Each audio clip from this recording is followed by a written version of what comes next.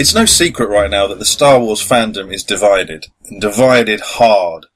This is worse than the outrage some felt over the prequels. In fact, this divide has led many to realise that the prequels weren't that bad after all. So, what's caused this? I think the problem is twofold, but both folds are related. First, when Disney acquired Lucasfilm and the rights to Star Wars, it wasn't long before they announced that the expanded universe is no longer canon. They would be building from the ground up. Second, the new canon that we are meant to accept as what really happened is now the movies, plus the Clone Wars and Rebels TV shows, and any novels and comics, etc. that would come in the future. Here's why that hurt. Star Wars has been around since 1977. That's 35 years before Disney bought it and made these changes. Yeah, the Clone Wars was around before the buyout and is part of the problem, so we can't completely blame Disney for all this. So, yeah, I'm quite happy to put the blame on Disney and Dave Filoni for their combined efforts in destroying our childhoods. It all amounts to the same problem. Actually, scratch that. It's not Disney's fault. Disney are doing great with the Marvel movies. It's Lucasfilm, particularly Kathleen Kennedy, Rian Johnson, J.J. Abrams, and whoever else is putting together these films that are made in a committee. During those 35 years, countless, well, I'm sure they can be counted, but I'm not going to do it, countless games, books, comics, TV shows, radio dramas, and so on added to the Star Wars universe. That's 35 years of world building. For those of us who are die-hard fans, we ate this stuff up. We absorbed it, and it was all adding to the knowledge we had of this galaxy far, far away. I've been collecting Star Wars guys for about 20 years. My attic is half full of boxes of starships and vehicles and rancors and big stuff that there's just no room for downstairs. I was the type of person who was likely to buy a thing just because it had the Star Wars logo on it. I've got most of the FX lightsabers, but most of them are in pretty bad shape now from playing with them too hard. Idiot. When people want to get me a gift, they know the safe bet is to get something with Vader or Yoda's face on it. I am not a casual fan. So for me, it's been about 20 years of growing and learning more about this amazing galaxy. For others, it was up to 35. Over the course of that time, you build up a headcanon. A lot of the material gets weaved into your story of what happened in the Star Wars galaxy, but maybe a few things get left out. Sometimes it's because some of the stuff that came out made it really clear that it wasn't canon.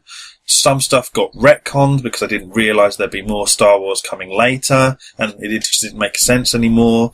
And some stuff you just don't accept because it's not very good, or it's dumb, or it contradicts other stuff.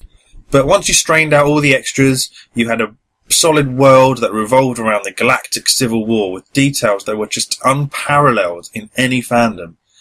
There was a time I could have told you the name of every creature in the Mos Eisley Cantina and given you one or two interesting facts about them. Did you know Laxivrak was a rebel pilot during the Battle of Endor?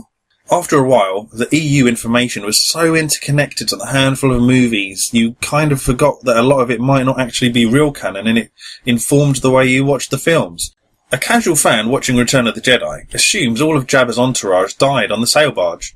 A hardcore fan who followed the EU knew that the band got away, Boba Fett escaped the Sarlacc, controversial, and a few others made a last-minute escape. I mean, I haven't read every book and comic, or played every game. I haven't even seen the live-action Ewok movies, so my headcanon is likely different somewhat from the next hardcore fan, but I think for the most part, most fans' headcanons are pretty compatible. As you can see, that's an extensive list. Your headcanon might add more and take some stuff off. I think Star Wars Demolition might be a crowd splitter. For me, that and a few other entries might be more like semi-canon, in that the basic thing happened, but some of the details definitely didn't because they're contradictions. So like, in that example, Darth Maul didn't compete in the games because he was long dead, and Leia didn't compete because she hadn't shown up at the palace yet. I realise that some people would prefer that game on the trash heap of things that should be forgotten, along with Masters of Teräs Käsi and the Holiday Special. So that's my headcanon, which has been gradually building over the course of 20 years. It's ingrained in my mind as Star Wars as much as any of the main series movies are. It's the same for most fans. Like I say, my headcanon may be a bit different to the next guy's, but the fact is we all have this shared experience of growing in this galaxy for decades. Some people may not even know who Ichu Shenjon is, and that's okay. I personally never followed the adventures of Quinlan Voss, but I know he's a firm fan favourite. Some of these characters, who only appear in the EU, or are maybe retconned into the movies, have fan bases that rival some of the main movie cast. HK-47, Kyle Katarn, Grand Admiral Thrawn, Delta Squad. They were just as much a part of the Star Wars universe as Luke and Leia and Han and Vader. Then Disney and Dave Filoni rock up. They tell us that none of that counts anymore. This new stuff is what counts. That timeline looks like a very different galaxy to the one I grew up with. Some people do overreact about things destroying their childhoods, like the new all-female Ghostbusters. I mean, it sucked, but it's just a reboot. You can ignore it and enjoy the originals with no harm done. J.J. Abrams' Star Trek movies, yeah, not so much. It's an alternate timeline and they're free to play around with it, and again, it doesn't actually affect the original stories. But this is unequivocally telling us that everything we have loved and believed in is wrong, and we must accept this new stuff instead. We don't want the new stuff if it costs us the old. The reason we want the new is because we love the old. To a point, I understand the move. There was so much EU material. Some of it contradicted other stuff, some of it was rubbish, some of it was stupid. A friend of mine likes to remind me that in one book it was revealed that all Corellians, as a matter of culture, hate statistics because of that one line when Han says, "Never tell me the odds."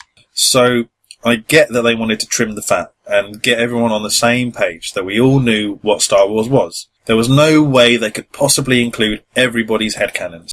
But the way they handled that was to absolutely destroy the franchise we love and tell us that we're all starting again.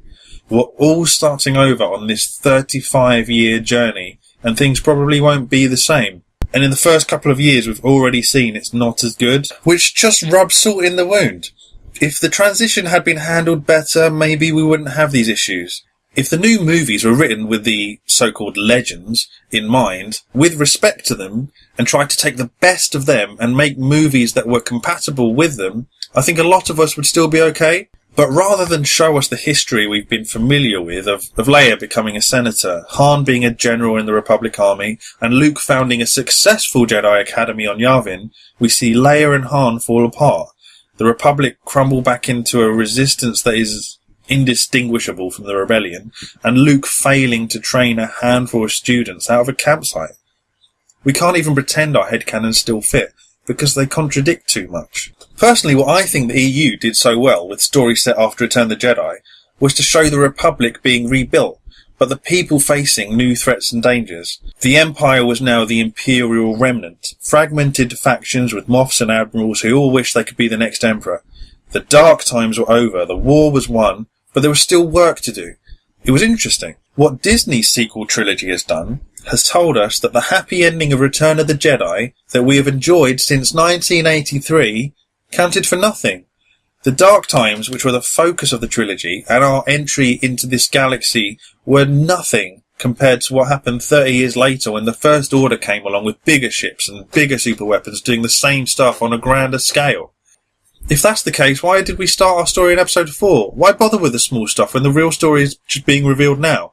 It's just rubbish. This is something that Knights of the Old Republic did amazingly well. Sure, their story had some similar beats to the original trilogy, but they made it all smaller scale, which both worked with it being set a lot earlier, and also it didn't take anything away from the threat of the original Death Star. The sequel trilogy should have been more like that. Smaller, and more personal, and original. So, after 35 years of building a rich, deep, fascinating headcanon, we're all expected to dump it in favour of stories which mistreat and misunderstand the characters and events we've grown up with. When the fans learned there would be a sequel trilogy, we were expecting a new adventure with the old gang. Luke, Leia, Han, Chewie, R2, 3PO, Lando, and maybe cameos from like Akbar and Nien Nunb. One last fling before passing the torch to a new generation. That's all we wanted. Disney totally dropped the ball on that. Han died in episode 7 and had no screen time with Luke at all. Luke died in episode 8 for no reason, and we've lost Carrie Fisher in real life. So any hopes of maybe doing an episode 6.5 with the three of them, that's completely out of the question. So for me, and many others, I think the only way to retain our sanity is to stick with our headcanons and treat the new canon as legends. I'll just ignore it, just like how I have to pretend Indiana Jones died in that fridge and the rest was just a horrible dream. If I wasn't clear enough, Disney and Dave Filoni have demolished 35 years of growth and knowledge for no good reason. That is as close as you can get to literally destroying childhoods and tearing down a beloved franchise. A franchise that was the biggest phenomenon in the world. I don't wish violence on them, but maybe some jail time? Can we do that? 35 years in jail to make up for the years they stamped on? At the very least, just don't let them touch Star Wars anymore. Get a restraining order on them. I mean, really, Star Wars seemed like this untouchable monolith that would be around forever. It takes incredible skill to break something like that. It's had bad entries to the story before, and plenty of people aren't big fans of the prequels, but it was never like this, where lifelong fans are just not excited for the next installment. And this is why they're losing money on the latest films, and die-hard fans like me are jumping ship. There was even a boycott of Solo. I guess I was part of that in a way. I just didn't want to see it, so I didn't go. If I haven't made it clear enough, I have always been the die-hard Star Wars guy. I enjoy the prequels. For me to have no interest in seeing the latest film means that they've gone spectacularly wrong. Not only have they demolished the most detailed story world, possibly in history, they seem intent on wrecking individual characters within it too. And every wrong move they make is an attack on the headcanons we have known for as long as we've been fans. The fans don't want that. And when you already have the biggest fandom in the world, you don't need to worry too much about attracting new fans, especially if it costs you the diehards.